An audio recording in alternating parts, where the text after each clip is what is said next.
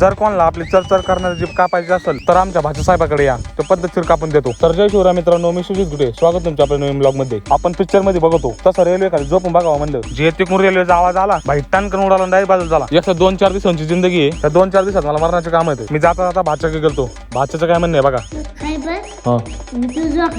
म्हणलं बाबा मी उतरवतो, तुला तू खेळ, तुझा काय भरोसा नाही, तू भाऊकीचा दूर काढतोय, माझा गाडा बसलाय. तिथून डायरेक्ट कामावर आलो. पहिला अवतार बदलला. माझं किती अवतार येतं याचे तुम्ही अंदाज सुद्धा लावू शकत नाही. गेल्या गेल्या पहिले सगळं मटेरियल एखादा गोळा करून ठेवलं. आज आपला झालं कामाचा शेवट होता. इथे एक मटेरियल आपल्यासाठी लय महत्वाचं आहे. कामावरचं मटेरियल पण संपलं होतं. मग सुजा कुठं गप बसतोय, पायावर पाय टाकला, मोबाईल काढला, बसा रील बघत. म्हणलं मग आहे जेव्हा मटेरियल आलं त्याच्यात पाणी पडलं तेव्हा कळालं आपण कोण आहे, कशासाठी आलोय. मग लय राजासारखा रील बघत होता. धूर कामाला आता. जशी मटेरियलची एक एक बादली हातात द्यायची तशी एक एक रील आठवायची. बरं बाकीच जाऊ द्या. कसं काय आपल्या कामाची क्वालिटी. आपल्या कामावर संशय घेणं एकदम चुकीचं काम आहे आणि ही चुकी तुम्ही करू नका. तुम्हाला तर माहिती आहे काम संपलं का भाई डायरेक्ट राजा होतो. मला वाटतं पाणी पिणं बंद करावं लागणार आहे. काही झालं का माझ्या हातात हांडा येतो.